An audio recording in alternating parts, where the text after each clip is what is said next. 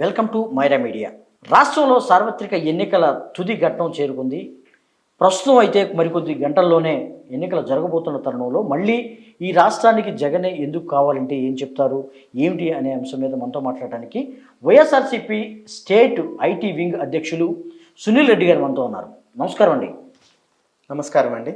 ఎన్నికల ప్రచారం అయిపోయింది, మరికొద్ది గంటల్లోనే ఓటింగ్ కూడా వెళ్ళబోతున్న తరుణంలో ఏంటి మళ్ళీ ఈ రాష్ట్రానికి సీఎం అవుతారా అని మీరు భావిస్తున్నారా? తప్పకుండా అవుతారండి. అంటే ఎందుకు అవుతారనే దానికి నా దగ్గర కొన్ని రీజన్స్ ఉన్నాయి.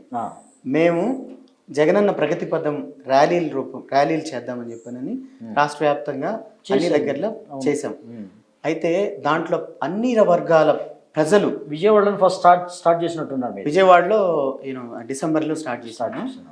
సో అన్ని రాష్ట్రంలో ఇంచుమించుగా ప్రతి ప్రాంతంలో చేసాం.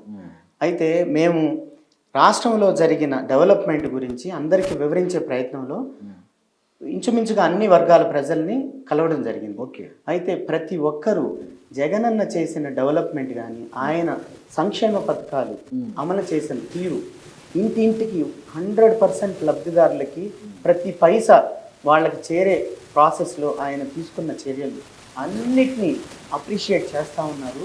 ప్రతి ఒక్కరూ ఈ అన్ని వర్గాల్లో ప్రతి ఒక్కరూ జగనన్న మీద చాలా పాజిటివ్గా ఉన్నారు.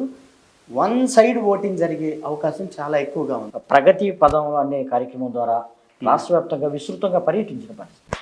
అయితే ఇక్కడ మీరు ఒకటి గమనించారా లేదా?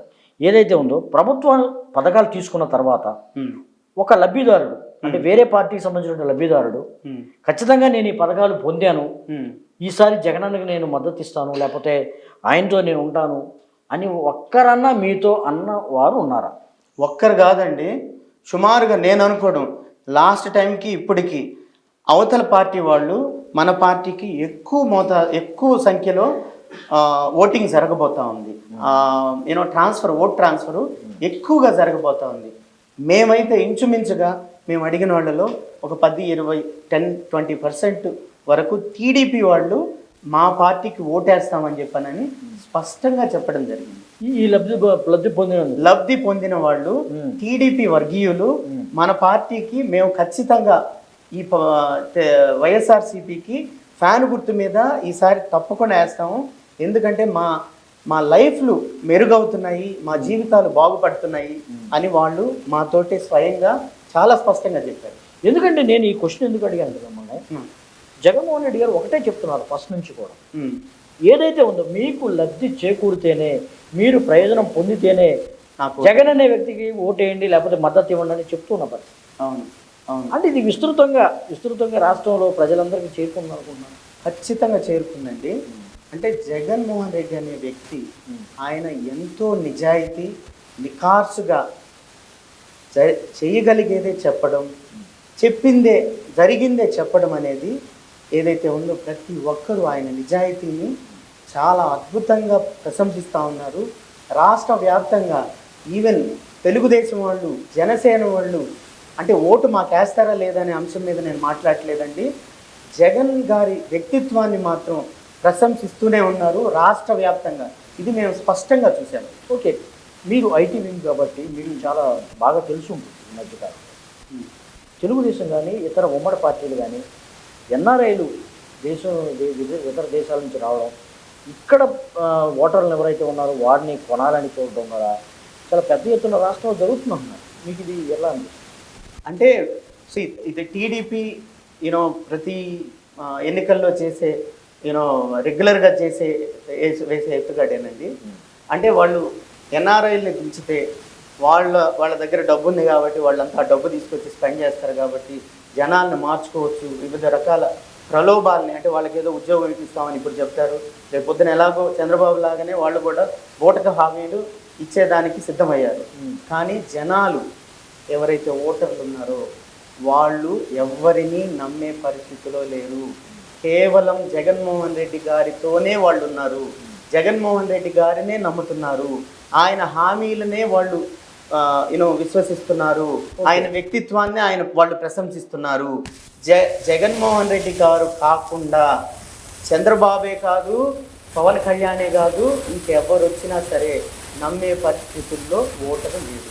కానీ సునీల్ రెడ్డి గారు మామూలుగా రాష్ట్రంలో రెండు పార్టీలు, ఏది ఉమ్మడి మేనిఫెస్టో ఒకవైపు ఉంది, వైఎస్ఆర్సీపీ నుంచి జగన్ ఇచ్చినటువంటి కొన్ని హామీలు మేనిఫెస్టో కానీ ఒక రెండు వైపు. ఈ రెండు మేనిఫెస్టోలో కూడా చూస్తే మీరు ఒకసారి చూస్తే రాష్ట్రంలో ఏది అట్రాక్షన్గా ఉంది? మేనిఫెస్టోలో ఉండే పథకాలు కాదు, ఆ మేనిఫెస్టో ఎవరిచ్చారు అనే ఆ వ్యక్తిని బట్టి అట్రాక్షన్ ఉంటుంది.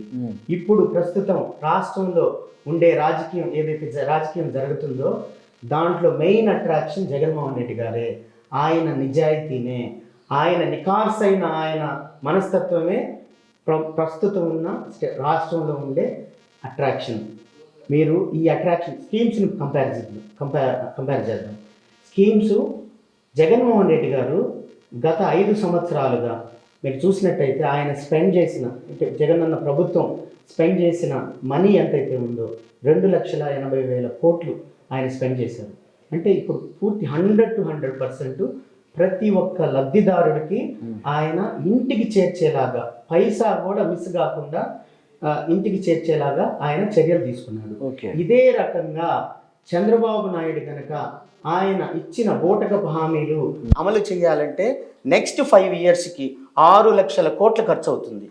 ఈ 6 లక్షల కోట్లు ప్రస్తుతం రాష్ట్రం ఉన్న ఆర్థిక పరిస్థితి చూస్తే 6 లక్షల కోట్లు స్పెండ్ చేసి వెల్ఫేర్ స్కీమ్స్ని అమలు చేయలేని పరిస్థితిలో ఉంటాడు. కాబట్టి ఆయన ఇంచుమించుగా 70% లబ్ధిదారులని తీసేస్తాడు.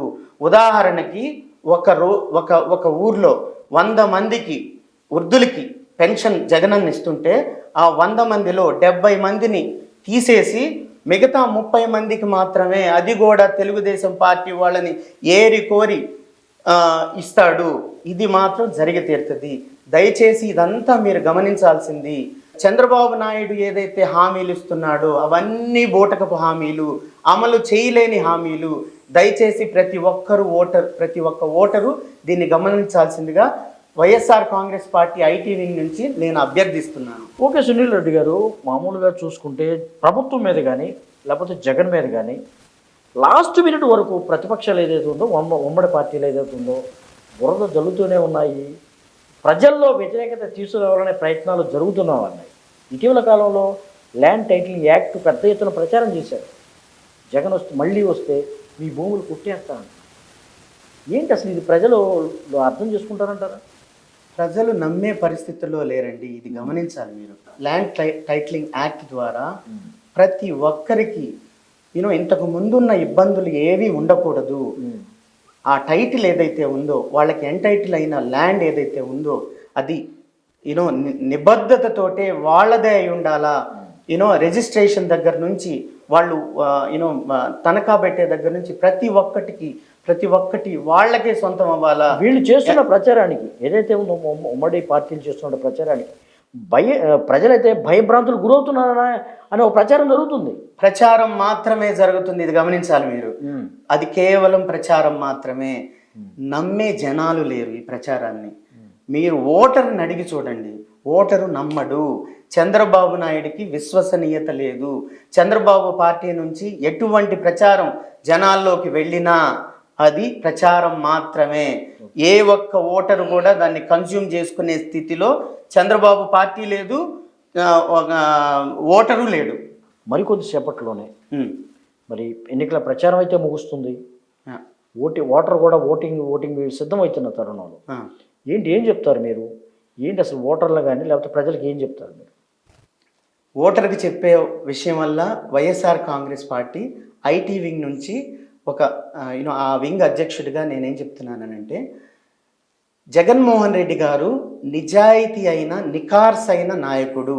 ఈ రాష్ట్రాన్ని నెక్స్ట్ ప్రగతి పదాన్ని నడిపించడమే కాదు, ప్రతి ఒక్క పౌరుడిని నెక్స్ట్ లెవెల్కి ఆర్థికంగా కానీ వాళ్ళ కుటుంబ పరిస్థితులను కానీ నెక్స్ట్ లెవెల్ని తీసుకెళ్ళడానికి ఆయన అహర్నిశలు కష్టపడుతున్నాడు, నిజాయితీగా కష్టపడుతున్నాడు. చంద్రబాబు లాగా బూటకపు హామీలు ఇవ్వడు, బూటకపు అభివృద్ధి చేయడు. వాళ్ళకి రియల్ ఎస్టేట్ వ్యాపారం చేసుకునేలాగా పరిస్థితులు కలగజేయడు. జగనన్న నికార్సుగా ప్రతి ఒక్క పౌరుడిని ప్రగతి పదంలో ఉంచడానికి కోసంగా అహర్నిశలు కష్టపడుతున్నారు. దయచేసి ఓటర్ మహాశయులారా అందరూ ఇవన్నీ గమనించి స్కీమ్స్ ఏదైతే ఇంప్లిమెంటేషన్ ఉందో ఒక్క పైసా కూడా దుర్వినియోగం కాకుండా వాళ్ళ చేతుల్లోకి డీబీటీ పద్ధతి ద్వారా చేరుస్తున్నాడు.